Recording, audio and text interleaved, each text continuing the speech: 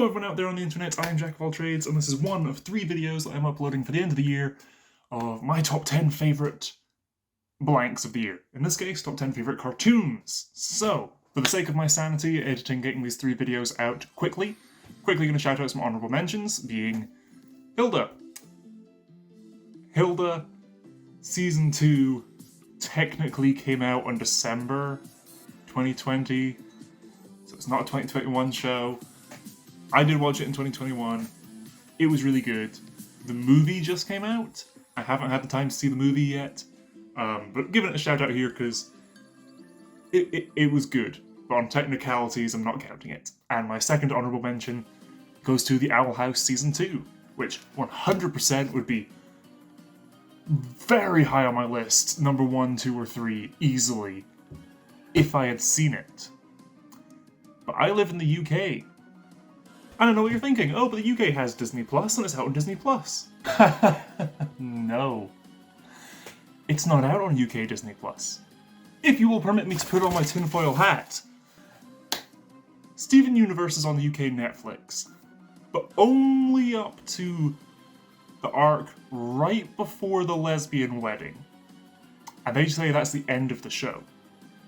UK Netflix, Steven Universe ends with the Pink Diamond reveal. Because the next arc is a lesbian wedding. So they choose to end it there. So the Owl House Season 2, which has an openly gay relationship with the main characters, for some reason hasn't shown up on UK Disney Plus. Huh. So yeah, it 100% would have been my list, but it's not available in my country yet, so I haven't seen it, and I don't want to pirate it because it's a really good show and I want to support it once I have the means to do so. On a lighter note, on with the list. Number 10, Marvel Studios, What If? Of all the Marvel Studios shows that were coming out this year, What If was probably my most anticipated, What If and Loki. Loki ended up being the best, What If ended up being potentially the worst. It was a lot of fun. I enjoyed it. It has some questions and confusing things, especially towards the finale when they start intersecting the different stories. When it was an anthology and each story was unrelated, that was great. The Doctor Strange episode is still by far and away the best episode. If the whole show was like that, this would be a contender for my favourite show of the year. But alas, episodes of varying quality. It was fun seeing them all come together for this multiversal Avengers, Guardians of the Multiverse, whatever name they end up going with there. And Jeffrey Wright as the Watcher was great. A lot of the voice actors were great. The ones they got back, some of the replacement ones, really good. And I want to see more of some of these universes. Alas, probably not going to happen. That said, the Doctor Strange and Multiverse of Madness trailer came out, and maybe we will get more of this stuff. So, looking forward to that. Anyway, What If? My number 10. Number 9, Season 2 of Close Enough by J.G. Quintel. Season 1 was on my list last year, Season 2 is on my list this year, and this was just a lot of fun. It's more of his brand of humour, and I love it. Episode 1 and the final episode stories specifically stand out in my mind. Lots of great ones and fun ones throughout, but they definitely... It's that mentality of starting strong and finishing strong, and the rest should be good as well, but memorable beginning, memorable end. Episode 1 with the first story with... just trying to get strong so we can lift his daughter, and it's just taking that to the extremes of regular show before it, and King Kong parody, and a great time. And then the finale with with the horse, and then the not quite Sam Elliott narration over top right at the end for that last joke. Great. This show is a lot of fun, and I highly recommend. Again, it's on Netflix, go check it out. Number 8, Infinity Train Book 4. My reaction to this, the highlights, is up on YouTube. It'll be linked in the corner. Yeah. Ultimately, as a final season of Infinity Train, which at this point it looks like it is, it's good. I wish we were getting more. I wish for an ending we had a stronger ending. But for a feel-good end, this worked. For showing more, again, Infinite Train, infinite story possibilities. This book, I think, best encapsulated that. Whereas book 1 was Tulip's quest, the perennial child, and then Book 2, Cracked Reflection with Lake and Jesse. And Book 3, all about the Apex, the Cult of the Conductor. And then Book 4, which I'm blanking on the name of, throws a lot of spins on that. And it's it's not really a spoiler because it was revealed in episode 1. It's a bit of a prequel to the whole series so far. That was really interesting. Wish we were getting more, but for what it is, really strong season, Infinity Train Book 4. Not the best season of the show, but by no means weak. Infinity Train Book 4. At number 7, we have Rick and Morty Season 5. A lot of people were saying the season was a mixed bag, but I really liked this season. Just pulling up the episode list, Mort, Dinner, Rick, Andre. Was a lot of fun, that whole Narnia, not time dilation, but the time stream's moving at different paces, and Morty just popping through for like 5 minutes a few times an evening, being these thousands of years for this generational war and hatred against this evil child. Great, a lot of fun. And then you have the episodes with the decoys for the decoys for the decoys, with the puppets and the scarecrows, and sort of making worse and worse copies as they go. Fun concept, and one of my favorite credit stingers from Rick and Morty by far. This Jerry just Christianity again? After Cowboys? It went back around? So good, so good. The Thanksgiving episode, again, Keith David, whenever he's back as the president, is gold star. Gold star all around for those episodes. The Gotron Ferret episode, great fun, bringing back Naruto, the most recent addition to the Smith family. Great fun season, and then of course, that ending. We finally got an Evil Morty follow-up again after the Rick Mantis mix-up, which is one of those things I was expecting to get, but after the Story Train episode, I would have been totally fine if we didn't, because that was just poking fun at the fans' wants, and it's like, yeah, this show is 100% Dan Harmon and Justin Roiland doing what they want to with it. I'm sure, of course, there's some studio mandates and whatnot, but this is very much their show. And the rest of the writing staff, and it's all the better for it. Rick and Morty Season 5. Number 6. Star Wars The Bad Batch. Filoni is back, helming another animated Star Wars series, and from what we have so far, I don't think it's fair to compare against Clone Wars and Rebels, but equally, it's really good. So it does sort of stands amongst them, but you can't... Of the three, it's the worst, obviously, because there was so much of Clone Wars and it was so good. Rebels was so good towards the end and everything, and this was just a really good single season. And I want to see more. Book of Boba Fett has started at the time of recording. You can check out my thoughts on the first episode of that, linked in the corner, over on the Dr. Neotopus channel, where we discussed that, and we'll possibly be discussing the rest of the show. If not, definitely episode 1 in the finale, in hopes that Omega and Cad Bane and all these characters pop up again, because we're building this interconnected universe, and it'd be great to see more of that. But on The Bad Batch specifically, it was good. Some episodes were great. The opening sequence was phenomenal. Freddie Prinze Jr. could have sounded a bit younger, but other than that, it was great to see him again. Yes, it retcons whatever comics and everything, but with Star Wars, I like to think of it as having, I forget the term, but it's the canon, it's the view of canon that Doctor Who has, where, yes, all the audiobooks, all the comics, all the novels, everything is canon, unless contradicted by the TV show, in which case the TV show is like the prime, the gospel canon, everything else is sort of trickle down, and if the TV show does the story again, the TV show is the main one we focus on, that is the canon. So rewriting Kanan's backstory a little. It was still roughly the same, but we work in the Bad Batch and we changed the colours on the clone armors and stuff. Doesn't bother me. It did feel a little episodic. The episode with the Rancor, for example, fun, I enjoyed it, but it doesn't do much to further the plot. There's a few episodes like that.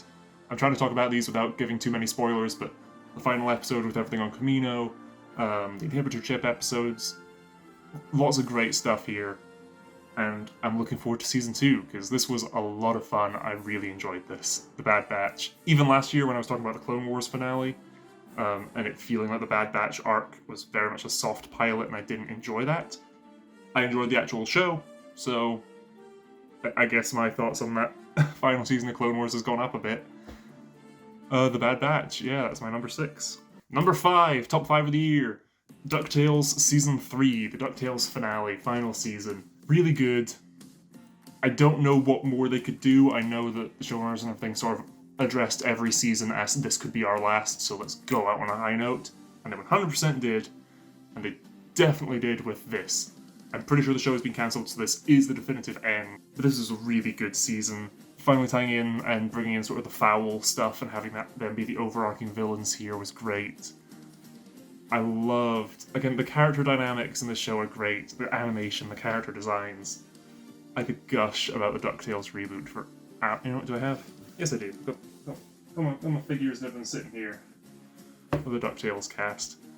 When I went to New York, went to the Disney store at Times Square, and this was the only DuckTales merchandise they had, with these little figures of the characters. So of course I snatched those up. Again, don't want to go into too many plot details and everything, but this was a lot of fun. I think, with the benefit of hindsight and having had this season now, Season 2 is possibly my least favourite, with the Moon arc and everything. A lot of fun, and again, everything with Della was great, but no, Season 3, really good, and a great ending to this show. Number 4, I don't expect this to show up on many other people's lists, and I mean, you can't really call it a cartoon, but an animated show, an animated series. Love, Death and Robots. Season 2. Great, it's an anthology show, each episode, different story and everything, but each episode is a different animation studio. So some episodes are 2D, some episodes are 3D, some episodes are stop motion. The stop motion episode this season was so good. And it's a great... I rewatched it again for Christmas, because it's so fun.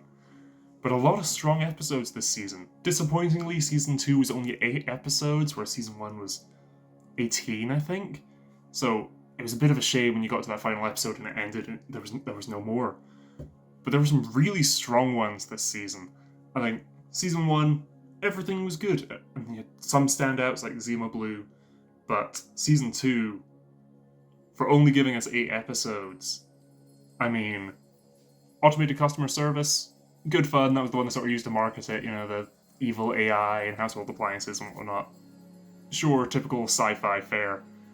But then Ice was really good, sort of giving you that Aeon Flux feel.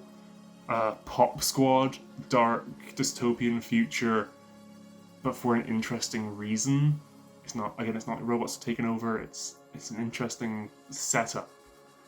It's one of those things where it's like, you could see a whole movie on this, but it's only 18 minutes. Snow in the desert, really fun.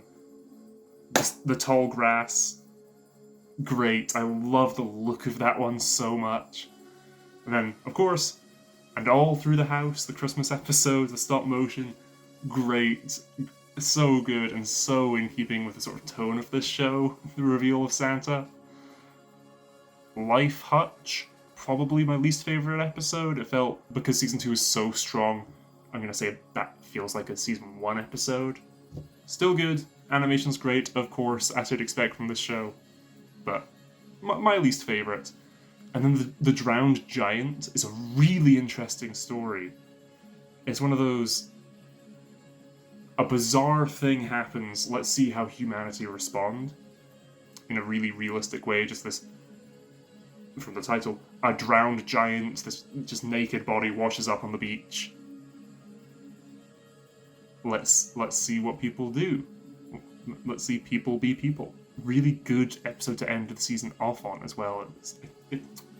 I don't want to go on, but because each episode's so different, I could just talk about each one. But we overview, great season. Season 3 is coming, and I'm really looking forward to it. Season 2 of Love, Death and Robots, great. Each episode is less than 20 minutes. Most are less than 15. So just sit down, open up Netflix, check out Love, Death and Robots Season 2. And Season 1 if you have the time as well. Number 3, another Netflix show. Inside Job.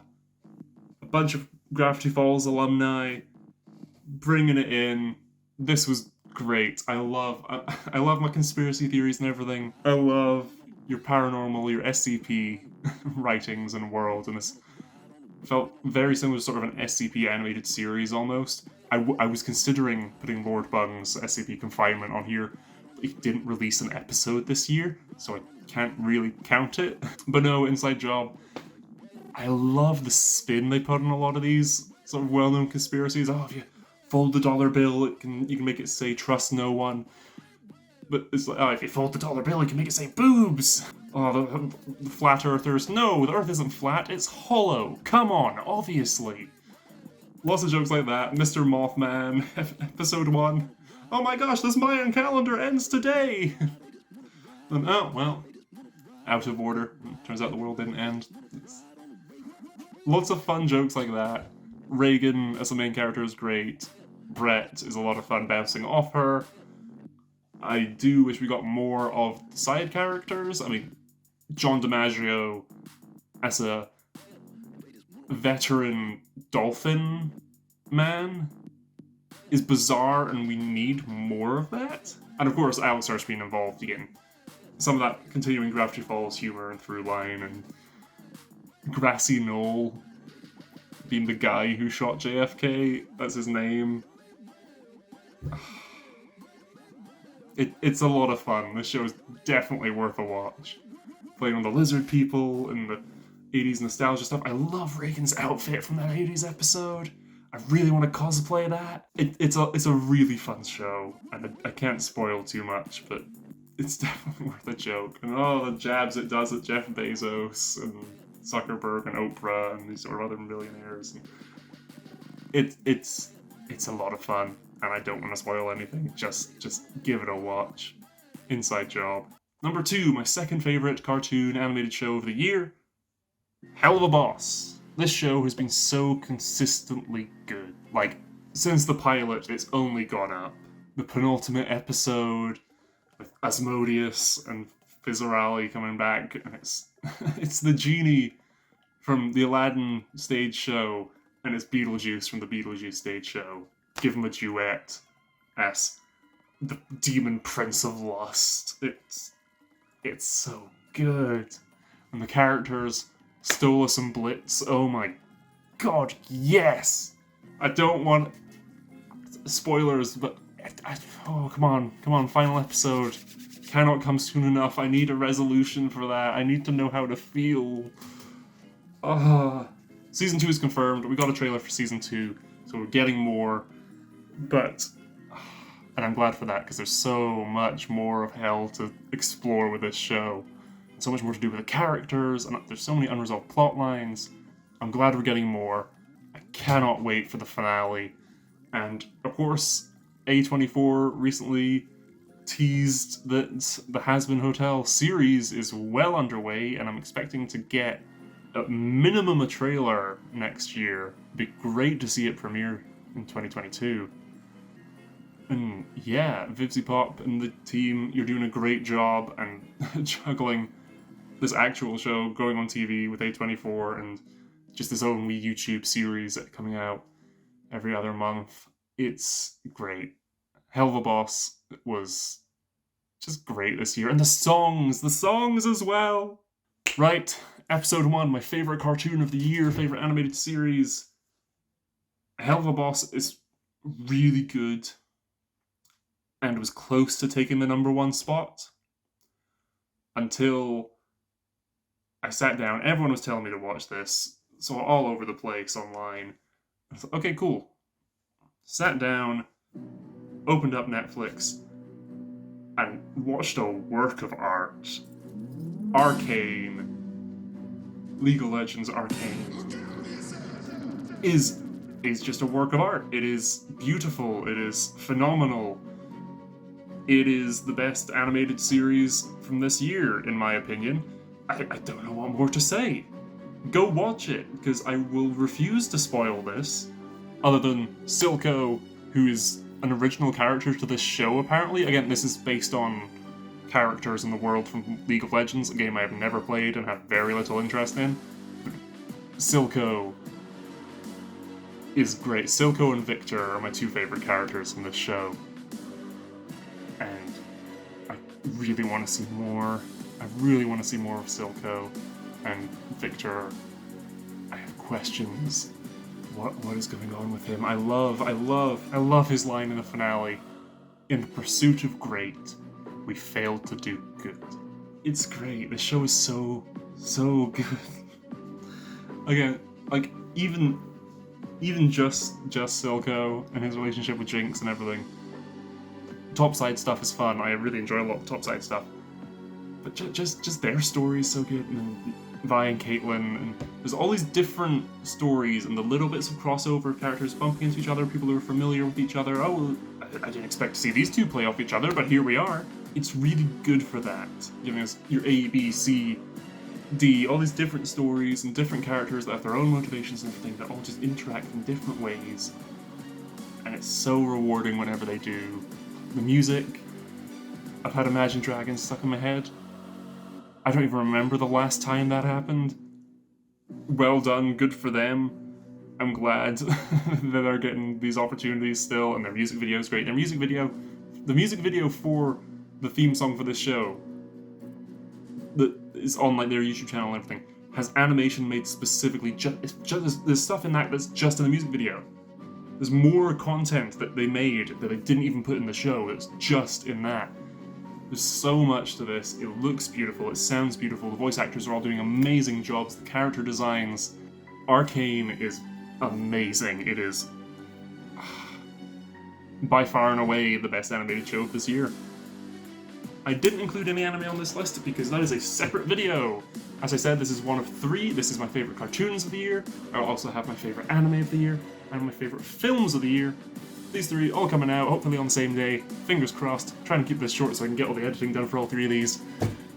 And yeah, so please, if you're curious of my thoughts on 2021 movies and 2021 anime, links will be on screen. This is the end of the video.